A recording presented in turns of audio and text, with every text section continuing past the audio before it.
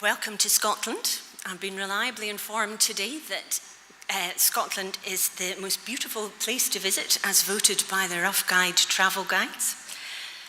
And welcome to Glasgow with its beautiful red sandstone buildings built on the banks of the Clyde, just a stone's throw from the auditorium that we're in today. So I hope you all enjoy your visit to Glasgow, and I hope you feel that you're very welcome in Glasgow.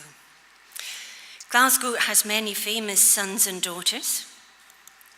Amongst them is the architect Charles Rennie Mackintosh, and they're examples of his Art Nouveau work throughout the city.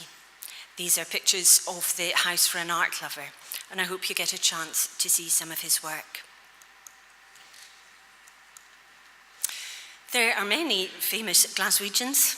Another of our favourites, Billy Connolly, known to many as the Big Yin. And the city, on the occasion of his 75th birthday, have commissioned 3 portraits of Billy Connolly, and these are on display in the city. And they're also represented as murals on the sides of buildings throughout Glasgow. So look out for these when you're on your travels. But we're here for medicine, and Glasgow University is one of the older universities in the UK.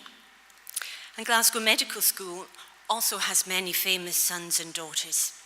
Amongst them, the famous Joseph Lister, who, whilst Professor of Surgery at Glasgow Royal Infirmary in 1867, used carbonic acid to dress wounds, and this led to the understanding of the importance of a sterile field.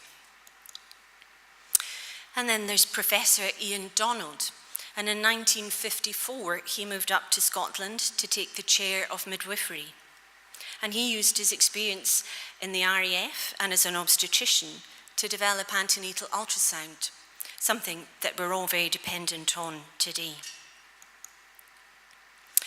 Then there's the Glasgow Coma Scale, developed in 1974 by two neurosurgeons, Graham Teasdale and Brian Jennett, used throughout the world today, and something that I'm sure all of you are very familiar with. And what about renal? Well, the first ever renal biopsy, or at least the first reported renal biopsy, took place in Glasgow in 1917. So that's another anniversary for us. And this was reported in Archives of Disease in Childhood in 1930. And this was the results of a series of decapsulation of the kidneys in 19 children with nephrotic syndrome. And as part of this process, open biopsies of the kidney were performed. So the first ever reported biopsy in either a child or an adult was performed in Glasgow. And then there's our own Professor Gavin Arneil. And in 1950, Professor Arneil set up a specialised paediatric nephrology unit in Glasgow. And later, with Dr. Anna Murphy and later on Jim Beattie, he built up the paediatric nephrology unit at the Children's Hospital. Today, we have 6 paediatric nephrologists, and we provide renal care to all of the children in the whole of Scotland. And we do this through a multidisciplinary managed clinical network. Again, one of the first in the UK. We've recently moved to a brand new children's hospital on the site of the Queen Elizabeth University Hospital, one of the largest medical campuses in Europe. So I hope you're proud of the unit that you started all that time ago. But it wasn't just clinical work that Professor Arneil was involved in. He was also involved in research in nephrotic syndrome, and he travelled and talked about his research in Europe and beyond, and paediatric nephrologists came to train in Glasgow.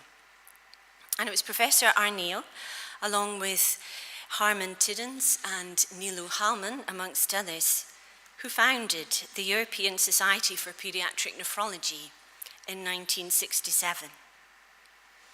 And the purpose of this society, as written in the original constitution, is to promote the knowledge of paediatric nephrology and of research in this field, and to disseminate such knowledge at meetings and elsewhere.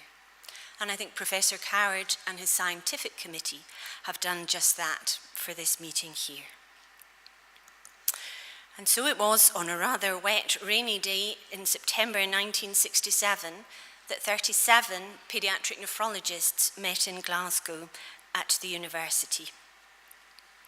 And that was the first of many meetings held by the ESPN.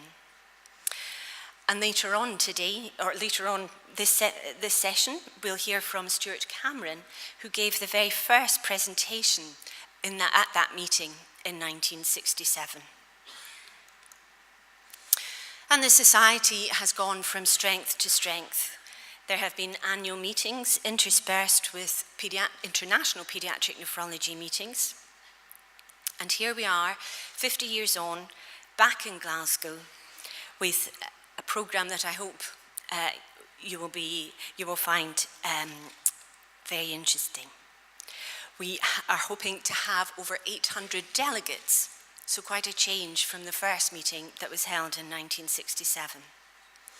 And this meeting is held concurrently with EOPA, the European Working Group on the psychosocial aspects of care for children with chronic renal failure, with the 5th International Paediatric Renal Dietitians meeting, and with the Paediatric Nephrology Nurses Group.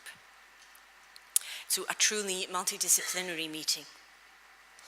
And I'd like to take this opportunity to give a few thanks. I would like to thank Professor Coward and the scientific committee for producing what I hope you'll agree is a superb programme for us at the meeting. I would like to thank Martin Christian, who has provided exemplary secretarial support, and I would also like to thank the SECC and the City of Glasgow for supporting this meeting. I would also like to thank Vincent Tse, who's a paediatric nephrologist in Newcastle, for his AV skills, and you'll see what I mean later on in the opening ceremony. I would also like to take this opportunity to thank our partners in industry, without whom this meeting would not be possible. And I hope you'll take the opportunity to visit the stands in the exhibition over the next 2 or 3 days. We've also have been joined by some charitable and not-for-profit exhibitors, and I'd like to thank Kidney Research UK and Alport UK for sponsoring sessions within our scientific programme. So here we are, 50 years on, and I hope you will all join me in thanking Professor Arneil for founding our society. And he's with us today, and shortly will come up to the stage to say a few words. So thank you for founding the ESPN.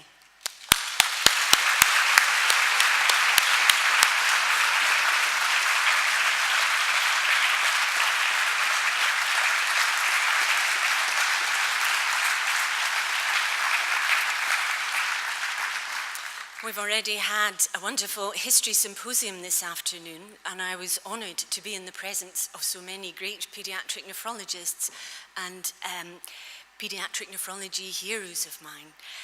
So I hope you'll take the opportunity to join us at the welcome civic reception after the opening ceremony to reflect over the last 50 years and to plan for the next 50.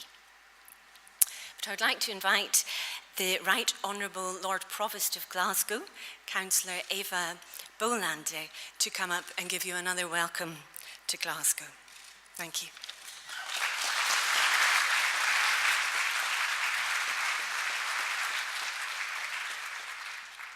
Good afternoon, ladies and gentlemen, and a very, very warm welcome to Glasgow and to the stunning SEC for the 50th Annual Scientific Meeting of the European Society for Paediatric Nephrology. It is an historic milestone for your profession's history, marking this occasion the half-century ago when a group of 37 European paediatric nephrologists met here in Glasgow to discuss your field of expertise in medicine. So it is highly appropriate that we gather in this vibrant city of Glasgow, which is so vibrant thanks to the service of science, medicine, invention, and innovation as our learning institution and our medical institutions are providing here in this city. And it is to mark the history of your specialism concerned with the kidney health and care for children. You probably know that the father of dialysis, as we just heard, was Glaswegian chemist Thomas Graham, the inventor of this life-saving procedure.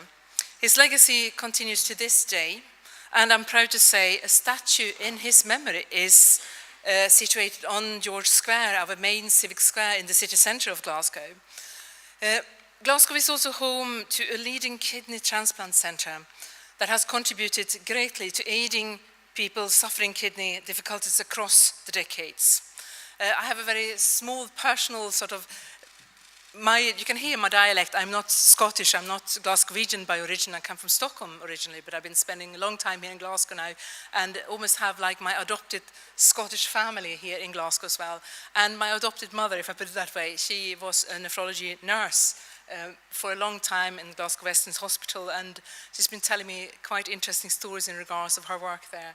And I'm pretty sure she would have been there when this meeting took place. Well, possibly not at the meeting, but we'll know well when it happened, etc.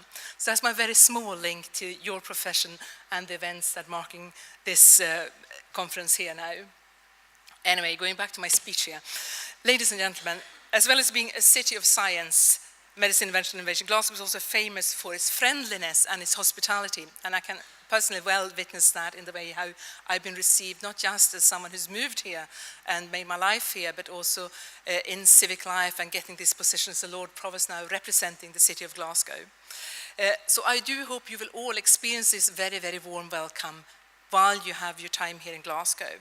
And I do hope you will get a wee break from the conference and get a chance to explore a bit more about the city as well. It is fantastic welcome. We have so many great things to go and see and do as well in the city. Very not far away from here, of course, we have the Kelvin Grow Art Gallery and Museum, as well as the Kelvin Hall, which is across the road where they now have the National Library of Scotland have the moving arts images, which is very, very interesting to go in and see old films from life around in Glasgow and in Scotland, indeed. Other good things to do is Finniston is also in about 10 minutes walk from here. We have some very, very nice restaurants if you enjoy your food. And of course, we have to mention the shopping, city centre shopping. Glasgow is deemed to be the second best shopping place after London, actually. So I hope you get a wee break in between as well. Anyway, on behalf of Glasgow and every child you have helped, a huge thank you to your profession. Every success must be so truly life-affirming and rewarding when you're helping the children with problems. And I do wish you a very stimulating and productive conference, and trust you leave Glasgow with very fond memories. Enjoy your time here. Thank you.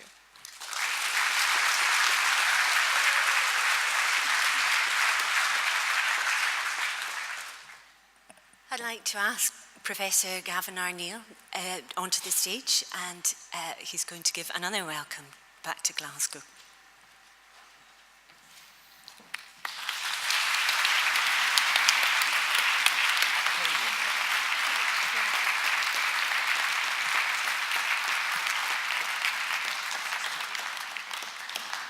Can you hear me? Yes. Well, I'm absolutely delighted to see you back after 50 years, some of you. It's wonderful to be here today. I'm just sorry that an argument with a lorry means that I've got to sit in a chair and talk to you this way. I thought I'd tell you briefly how it all started. It was actually in 1956 in America when I went to my first big meeting of paediatric nephrology. There was paediatric nephrologists from over Europe there whom I'd never heard of.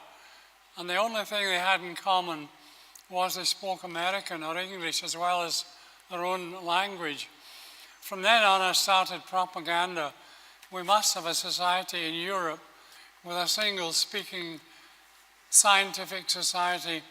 And in 1966, Harman Tiddens from Utrecht came over, and I said this to him, and he said, well, why don't you do it? And I said, because I only speak English. and a smattering of French, and he said, I will be your interpreter. So the next week we sat down and drew up the constitution that you've got. There was no democracy, there was no committee.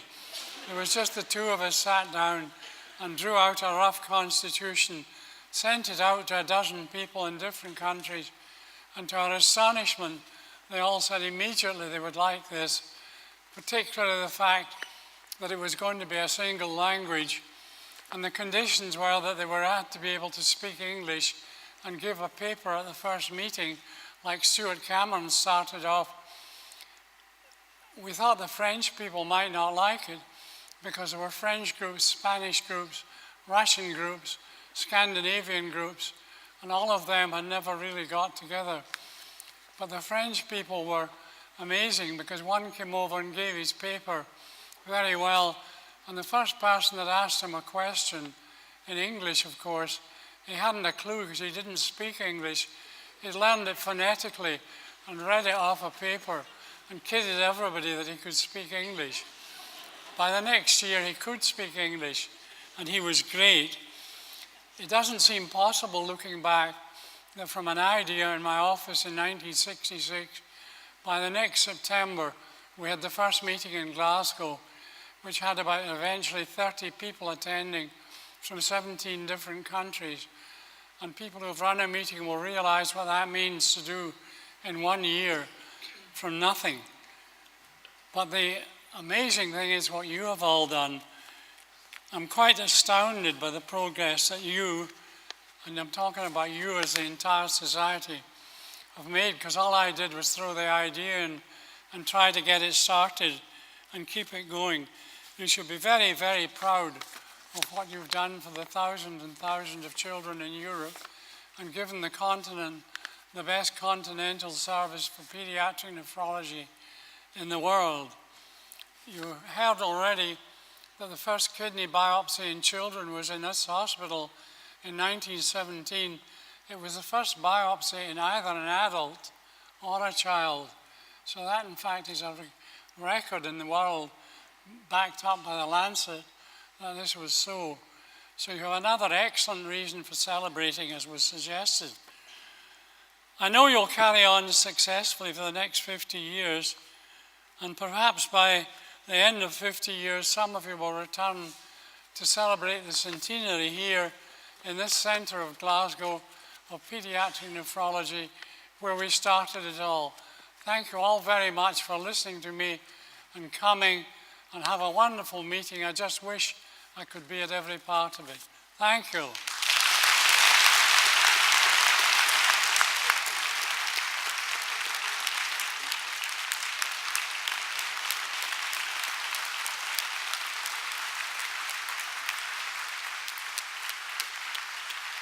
I have a little something to mark the occasion.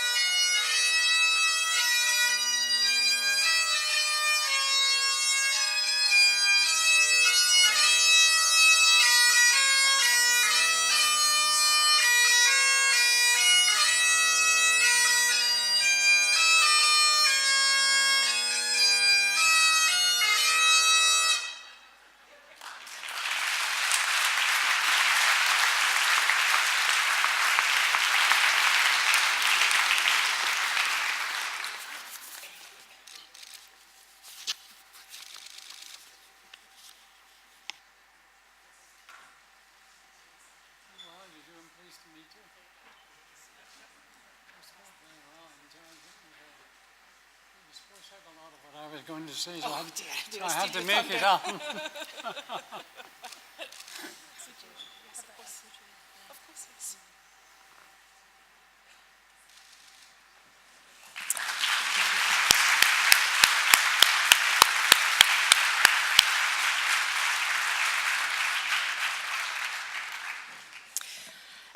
I'd like to ask the Secretary General of the ESPN, Aliva Lepchenko, to say a few words.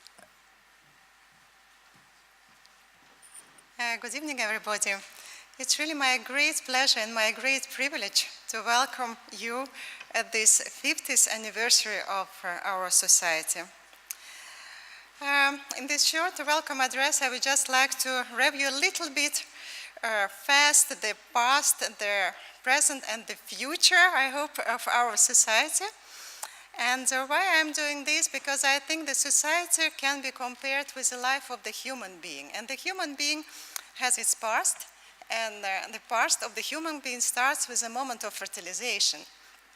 And for the ESPN, the period of fertilization was quite long, I think. And it depends, of course, when you start to count. When you start to count from the first kidney biopsy here in Glasgow performed in a child, then the Society of Paediatric Nephrology in Europe will be 100 years old. However, when you read the literature, and I did quite some reading to prepare this celebration, the real fertilization of the medical subspecialty started somewhere after the Second World War, where initially in the internal medicine specialties were coming, and then here and there in Europe, also in the United States, in different countries, there were pediatric nephrologists that got interested in pediatric subspecialties. And this was, I think, the fertilization of the pediatric nephrology all over the world. And then something happened, and I think there was a real, very important event in the formation of pediatric nephrology mentioned by a big number of the pioneers, and it was a seminar organized by Pierre Royer and René Habib in 1961 in Paris. And there was a teaching course in pediatric nephrology, which lasted, I think, 2 weeks. And I think it's interesting for juniors today who are coming for 2 days for the teaching course. At that time, it was 2 weeks.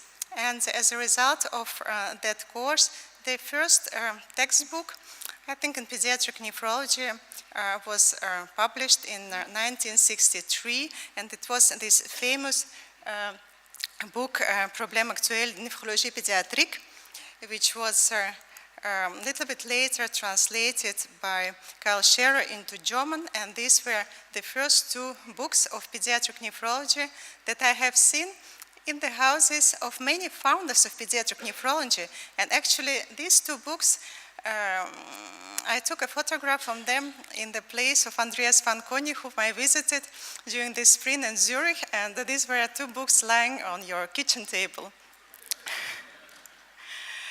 So we just have seen Gavin Arneal, who is a real father of ESPN, and I think he was a real visionary who has seen the need to have the society like this, and ESPN was one of the first pediatric subspecialty societies which appeared in Europe, and actually Europe was before the United States to have a professional society in pediatric nephrology.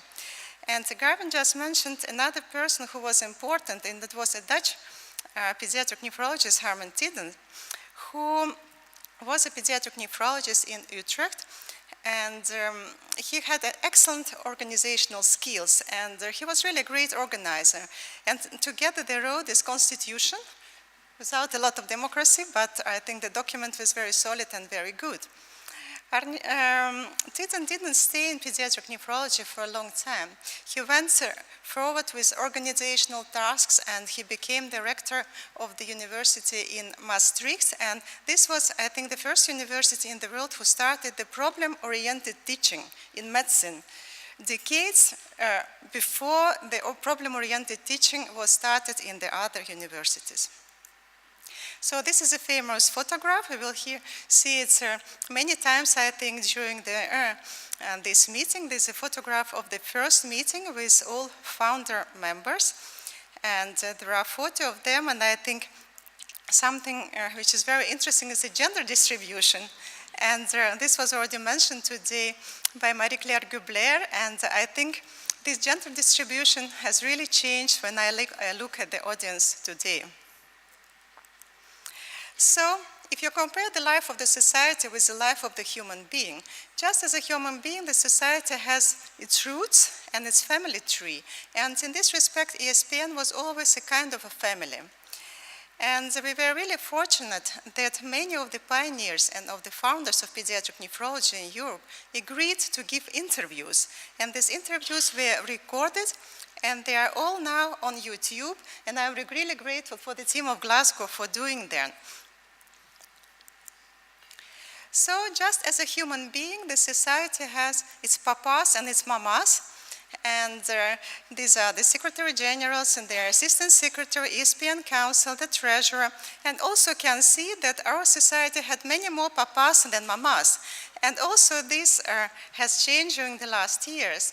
And also these people agreed to give interviews, and they told the history of the ESPN in phases. And this is a very busy slide, I'm not going to read it, but I think the evolution was very interesting, because in the beginning people were really thinking about the rules, the memberships, but starting from the beginning, ESPN was aware to try to bridge the gap between the East and the West European countries and to involve people from the East Europe to come to the meetings and to be involved in the society. So what is the present of the pediatric nephrology now? We are all here, we are celebrating, but of course we are all very busy with our clinical care. And I think ESPN is really the professional society of all pediatric nephrologists working in Europe. And to study the situation with pediatric nephrology renal care in Europe, on behalf of the ESPN Council this year, we organized a survey, a questionnaire, guided by Johan Erik together with beautiful ladies from the Council. And we performed a web-based survey with 33 questions, and the response rate was extremely high. We addressed the presidents of the national societies and the people who represent pediatric nephrology in different regions, and you can see here the list of them, and I'm really grateful to all of you who did this survey. So what have we learned from this? And this is not a Google map, this is pediatric nephrology map of Europe, and you can see the amount of pediatric nephrologists in different European countries. And you can see that altogether we are with more than 1,600 people all over Europe. We have learned from this survey that in about 3/4 of European countries, pediatric nephrology is registered either by the government or by the scientific society. And this is also something that has been changed during the last years. And we have about 245 trainees in pediatric nephrology. When we look at the amount of pediatric nephrologists per million child population, you see still quite some disparities between the countries, and probably there is an overestimation in some countries because the definition of pediatric nephrology might be different. However, when you look on these numbers, depending on the economic welfare of the countries, you don't see a lot of differences. However, you still have some tendency from the west to the east, and I think this is something that we have to discuss and also to work further on the criteria for pediatric nephrology for the recognition of the pediatric nephrology in different European countries.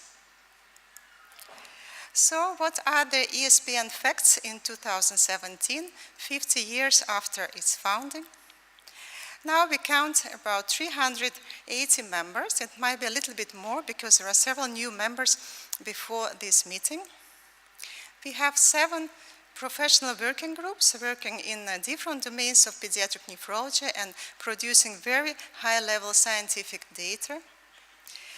We have a very well-organized ESPN e-heredity registry, and you have seen the data from the first registry reports in the 70s. There was about 1,000 people on renal replacement therapy. Now the registry contains data of more than 10,000 people on RT starting from 1997. So that's quite an achievement, and there are a lot of registry data coming out. This year we had the second cycle of the IPNA ESPN junior classes, and this is a program which is highly successful for the junior pediatric nephrologists. We have a lot of CME activities organized by ESPN. We have a junior pediatric nephrology platform, and this is also a new initiative, and I invite all of you to attend their symposium tomorrow just before the fun run. It's organized completely by juniors by their own, but it's not closed. So everybody who feel themselves young, you are just welcome to come at this symposium. So a little bit economy, we have the annual turnover of about 70,000 euros. We had 2 research grant rounds, and it's every 2 years, and we are planning the new research grant round next year. We have the professional company running the society. Each year we provide several training and travel grants. And we just decided at the ESPN Council meeting to have the history task force to record the history of the society that we started now prior to this meeting. So how can we predict the future? What happened with ESPN during the next 50 years? So what I really hope that all pediatric nephrologists in Europe will be ESPN members, so we should be 1,600 members in our society. I really hope that pediatric nephrology will be a recognized subspecialty in all European countries. I think we should reach the equally harmonized full facility care for all children with kidney diseases. And despite of getting more professional and more business-like, I really hope that we will be able to keep the atmosphere of openness, friendship, the family atmosphere of sharing of knowledge, data, and also resources. So it remains me to thank the organizing team of this meeting. You did a really great job. It was a hard year for you, but the result is wonderful. The scientific program is really nice. The social program is amazing. And I just want to wish all of you a wonderful, a very productive and very pleasant meeting. Thank you very much.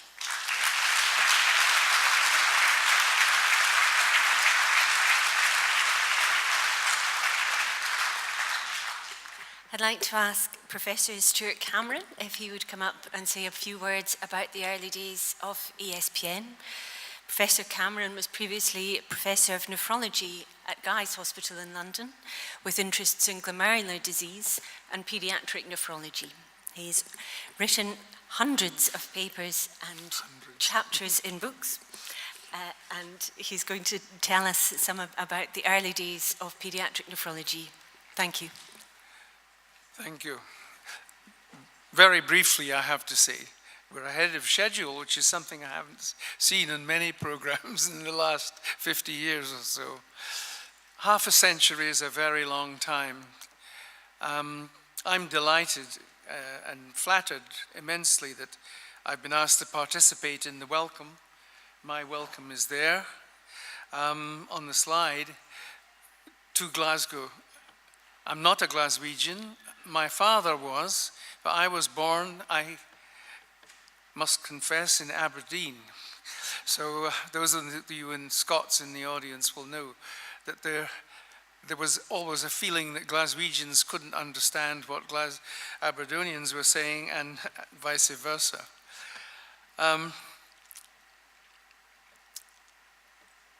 The arms of the Glasgow are there. I've been interested, I've not looked up to see what the tree and the fish and the bell mean in the middle of the arms of Glasgow. No doubt somebody will be able to tell me later when we get over to the reception.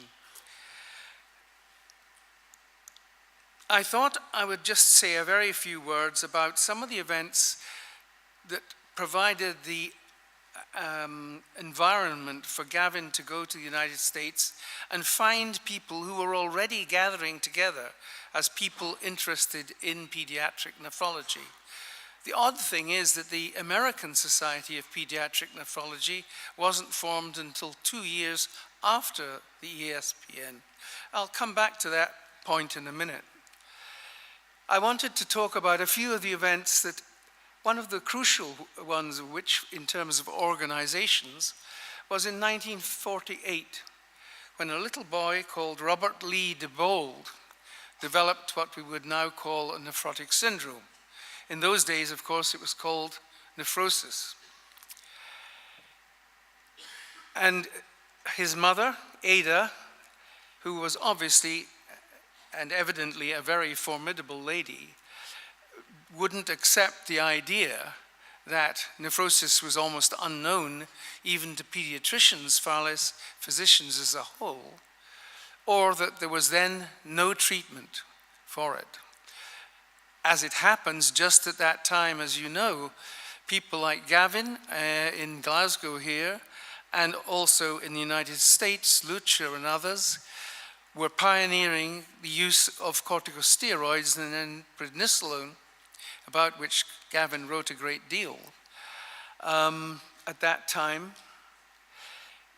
And indeed, Robert Lee did receive steroids, but unfortunately, he died after 4 years. I don't know whether from infection or other complications of the nephrotic syndrome, or because he went on to develop renal failure.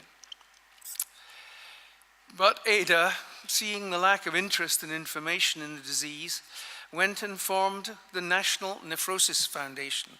And I loved the title of the opening event, which was a dessert bridge party. Very genteel, East Coast American, old money, I suspect, atmosphere to sponsor research into it. So I don't think you are, have anybody in the audience heard of Ada DeBold? I can't see any hands up.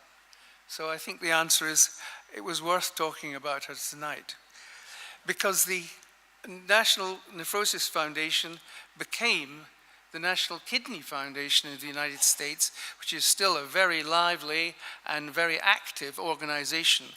And of course, it has always had, built in from the beginning, the interests of the patient and the family. And I think that was one key thing that has stayed with this area of medicine, which is fortunate. I wanted to tell you a little about two pediatricians who both consulted on little Robert Lee DeBold. One was Jack Metcalf, and then again, I suppose hardly anybody in the audience will have ever heard of him, although he is fairly well known in the United States. He was a very fine man. He was a pediatrician. He was a nutritionist who produced ideas.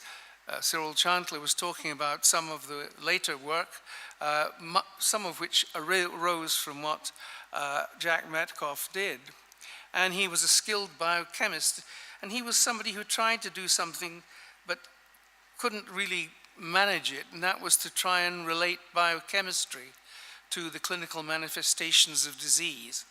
At that point, immunology hadn't come through, or molecular biology, as much more powerful tools than intermediary metabolism.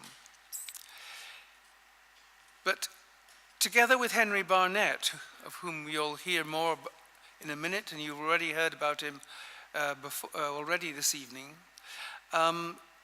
started, as suggested by Mrs. DeBold, an annual meeting on the kidney. And this meeting ran through till 1967, when the National Kidney Foundation was formed and started its own journal. And this was the first journal of pediatric nephrology that I'm aware of. Unfortunately, it is absolutely inaccessible to obtain. I have tried very hard, but only the last 1967 one, when things had changed, and it's really the first of the National Kidney Foundation publications and the last of Jack's. And I would very much love to see. I was in New York, where the Nephrosis Foundation met in 1962 and 1963, and some of my work was presented at that meeting, but it was by invitation only, and I wasn't invited as a young investigator. My boss, a nice man, but he was a member of this group, and he presented it. The other person who consulted on little Robert Lee DeBold was Henry Barnett, whose name you do know, I'm sure. He was born, not many people seem to know, in Tulsa, Oklahoma, but worked most of his life in the Albert Einstein Hospital in New York. And some of you I know who are in the audience tonight trained with him in New York. And he could almost be described, with respect to Gavin, as undoubtedly the father, along with Harman Tiddens of the ESPN, Henry, in many ways, was the grandfather. Because if you look at this picture, which some of you have already seen, but most of you have not this evening, you will see that Gavin Arneil is in the middle of the back row of the group, and on the left is Harman Tittins. And it was as a result of meeting during that, as well as the visit to the United States, that Gavin and Harman put together the idea of having a European group, because we simply were not talking to each other as Henry Barnett had made us do. I'm hiding in the back row as well, somewhere on the right there. I was interested to see that Gavin didn't mention the famous bottle of whiskey. This bottle of whiskey was consumed, it is alleged, by Gavin and others during the discussions of the constitution of the ESPN, and was largely responsible for its quality and durability. So Henry Barnett was one of the key figures in the prehistory of the ESPN, and I thought you ought to see his face. He was a lovely man. You saw his face. He was at the first meeting in 1967 and gave the plenary lecture on the same topic as your president did, the past, present, and future of the ESPN, of Paediatric Nephrology rather than the ESPN. And there's the picture of the famous 37 who are there. I don't know how many people from that picture are here tonight. We must try and line up and get a group photograph if we can. And there's the program which you've seen, because I was going to say that one of the proudest things in my curriculum vitae is the fact that I gave the first ever paper to the ESPN, but others have already done that for me, so I'll skip on and end on, I hope not too sad a note, just to pay tribute. You've already heard, of course, of Harman Tittins, but a number of other people who are no longer with us and cannot be here tonight were people who had major roles in shaping the ESPN in the first few years. So I won't keep you away from the pipers or the reception any longer, and just ask you to reflect on some of these names, many of which are known to you. It's only a selection, and if your mentor is not there, I apologize. But I wanted to get a range of countries represented from around Europe. I suppose the one that I regret them all, but Jim Dundon, who just died only a few weeks ago, is one I was particularly sad to lose. He was in his late 90s, and we lost him earlier this year. Thank you very much.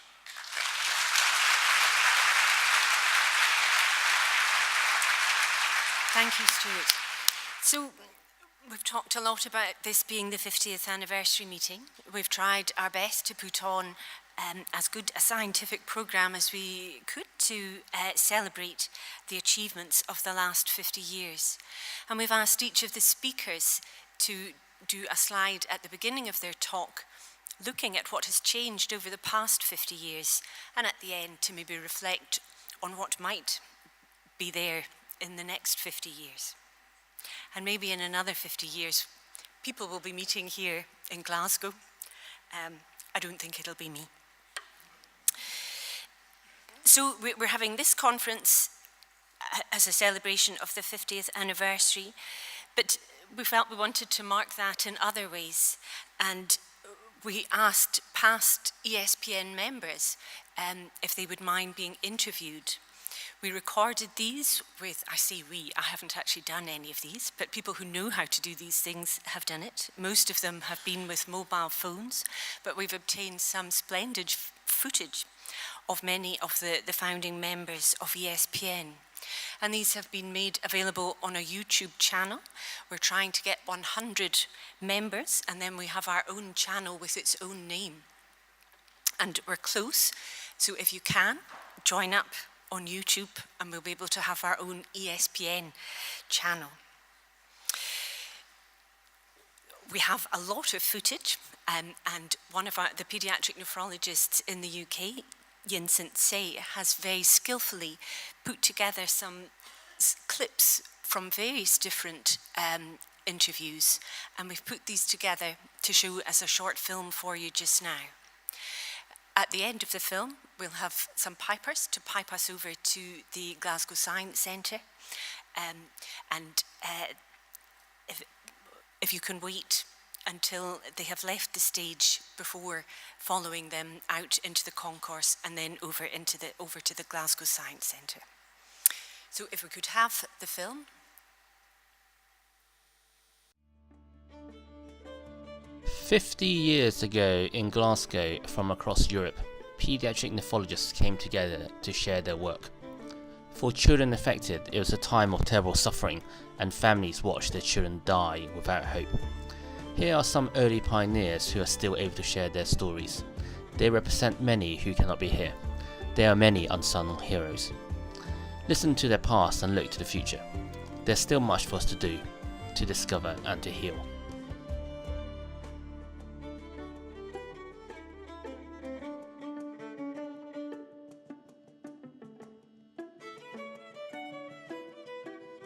The origin and founding of the European Society for Paediatric Nephrology, and I'm Professor Gavin Arneil. On behalf of myself, my wife June, who was hostess at the 67 Foundation meeting, and Miss Lily Plank, who did all the secretarial, ESPN secretarial work here for 8 years for us, including the Foundation meeting. Welcome back to Glasgow after 50 years.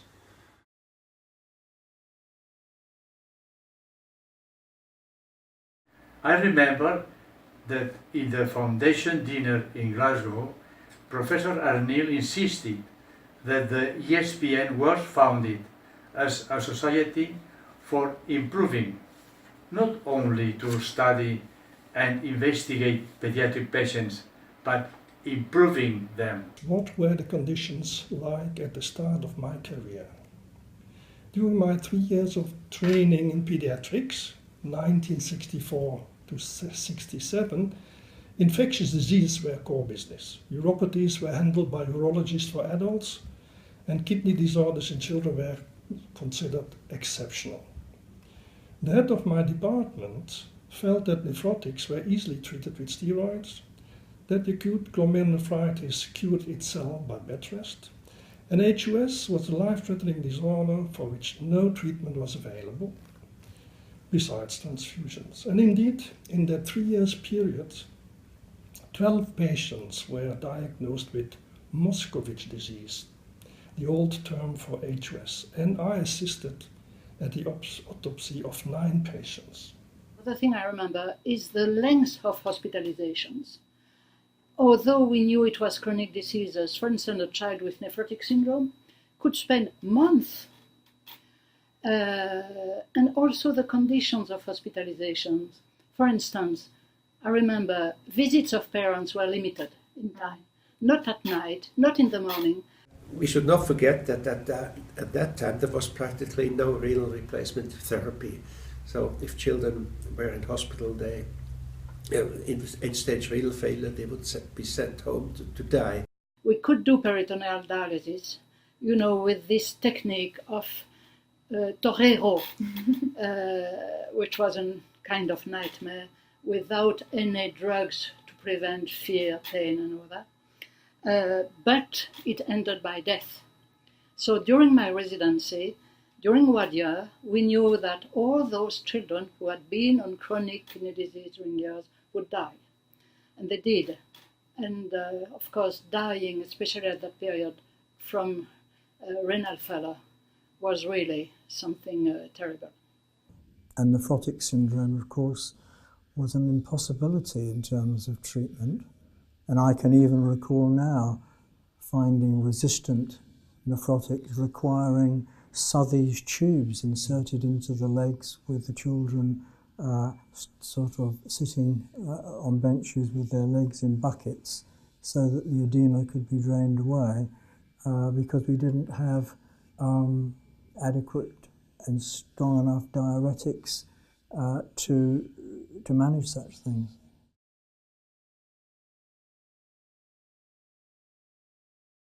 During my assistant time, I had the opportunity to assist to the first hemodialysis in a boy with acute renal failure. And it was really an exciting period because the company was coming with a device, and a lot of people were helping us to do this treatment in a good way, and I can tell you the boy recovered. Did we think about doing long-term dialysis in children? I have asked now 6 people, because my feeling was that it just again crept up on us. Because we were already dialysing adults and looking after children, inevitably we ended up with some children with renal failure. And I asked Chisholm, I'm just going through several of the nurses who were crucial, of course, in this enterprise, who had to set up new technology to do long-term dialysis in quite smaller and smaller children as we threw smaller and smaller children at them. So we moved from over 10-year-olds, down to 20 kilos, and then very few people in the world were attempting to dialyze chronically any child under 20 kilos at that time. So it was a rather bold step, and we did think hard about that transition. But at the beginning, it just happened. They were there, and they needed treatment, and then we had realized suddenly that we had half a dozen children on long-term dialysis, and we'd better start organizing a proper unit. Of course, there was no transplantation at that time, so those children had to wait. And as far as I remember, each dialysis lasted, I don't remember whether it was 8 or 12 hours. Honestly, those 4 children, they didn't die, but they really experienced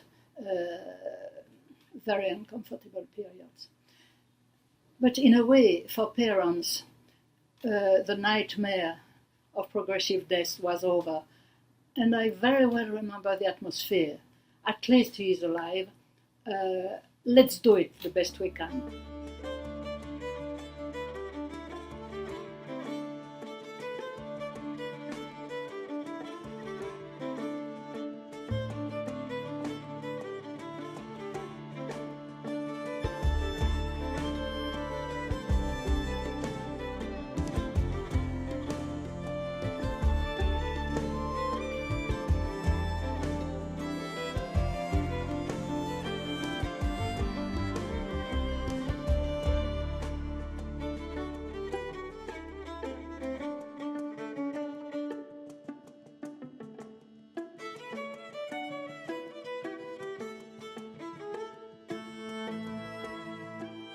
The next one was erythropoietin.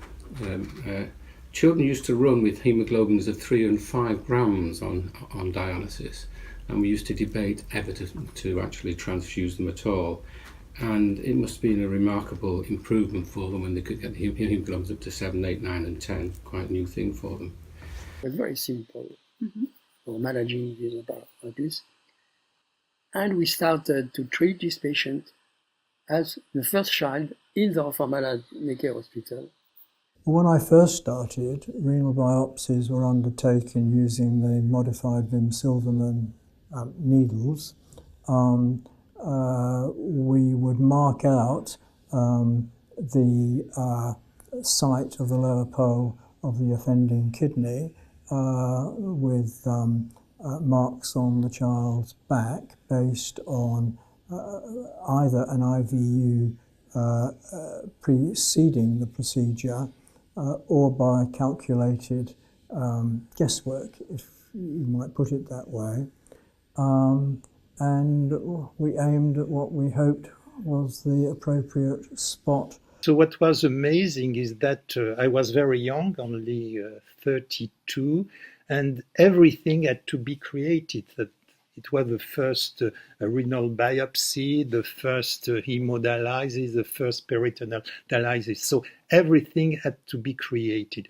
And because I was very young, the whole staff was very young, and there was a kind of atmosphere of startup because everybody was young, sometimes very naive. In 1970, yeah.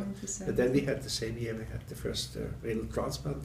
And the surprising thing is that this patient who was a 7-year-old with hemolytic uremic syndrome, of course at that time we didn't know about typical and atypical, but he still has his first graft functioning. It was from a deceased donor, so it was really surprising. But of course we have not been successful in all over further patients. We have realized then also with all these patients that psychosocial care is extremely important, and we started a group. My wife Christina, she was also very active as a former teacher. In the beginnings, I remember having traveled in helicopter to fetch kidneys in a regional hospital. Tıpta benim düşündüğüm bir şey var. Durmak, düşmek demektir bilimde. Dolayısıyla daima ileri gitmemiz gerekiyordu. Bu defa artık ince iğne başlamıştı. Onun için gittim fakat. Unexplained lactic acidosis. And perhaps that was the best period of my career. Together with only few people, we try to solve that problem. Every month we have a new technique, and so we could proceed, and we became mitochondrial experts. And so in these patients, after 5 years, we found the cytochrome C oxidase deficiency. And it was the first patient in the world. And we later on, genetics came in the field, and today nephrotic syndrome is a very diverse disorder, whereas when we started, we didn't know which was what. And Katja and I published the first paper, I think, on familial nephrotic syndrome in 76, but without genetics, only with looking to the papers and then putting hypotheses which were not so wrong. There is a registry, or was a registry, already. I mean, one of the great things about the EDTA was it's recognized the need to record what we were doing in this very new field. And from 1970 onwards, there was a registry of the EDTA. From before 19, and there was a pediatric supplement, and I know, for example, that there were 512, or was it 504, children on treatment for chronic renal failure in Europe in 1973. And also my experience with HOS, as already mentioned, was both appalling and appealing. Professor Denis, the chief of the department, suggested me to concentrate on patients with kidney diseases. A mission impossible at first sight for me, until I read the first textbook on pediatric nephrology, the famous 1963 edition of Problèmes actuels de nephrologie infantile by Royer and Piper-Mathieu. A 500 pages thick Bible-like book with an amazing amount of many clinical and pathology features. It was obvious. Paris was the mecca of pediatric nephrology, and I had to go there. It was, in many respects, a quite different world. The Vietnam War had been over, but in '69 there was the moon flight, so we thought, well, we were very, very optimistic that the world would change. But the reality was we had no personal computers, we had no photocopies, we had no fax. All had to be done by ordinary mail. And we had also to do statistics manually. So one was not so productive as it is nowadays, of course. I was a fellow with René Habib in '66, and I was very fortunate, and she gave me a topic, and this was Alport syndrome, and we did the paper. It was a really very primitive compared with what is done now. Unfortunately, it was only in light microscopy and clinics and no electron microscopy, and I still feel if we had a chance to do electron microscopy, we would have been the first ones to see the typical lesions of Alport. One challenge is that there is a lot of information of scientific material which is now available, even too much. When I was young, it was difficult to find out a paper, to find out a good congress. But one of the things that always has struck me is how children with the most disastrous conditions bravely face a challenge and in spite of everything remain cheerful.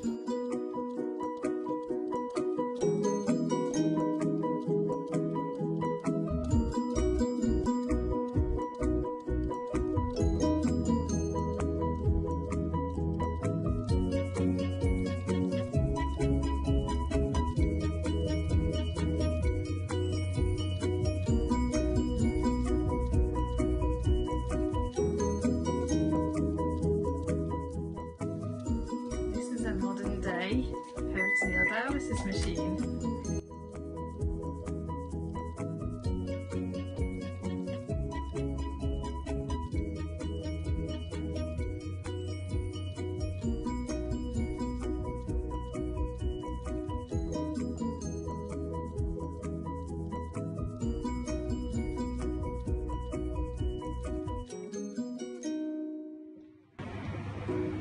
This is how we do modern day science and research. These are our laboratories. This is one of the clever scientists. This is our modern day education centre where we learn to study.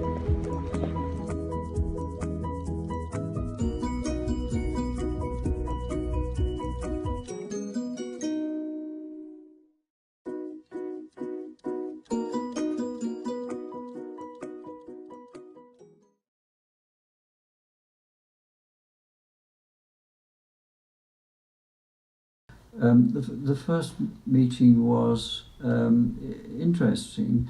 The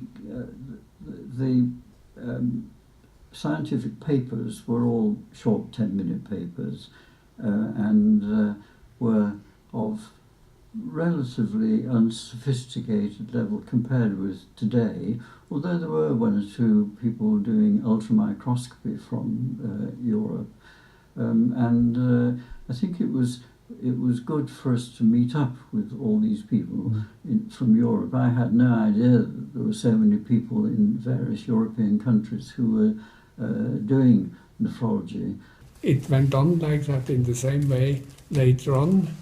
One only could become a member if one had given a talk, and one could not just come to join and to listen. One had to be active.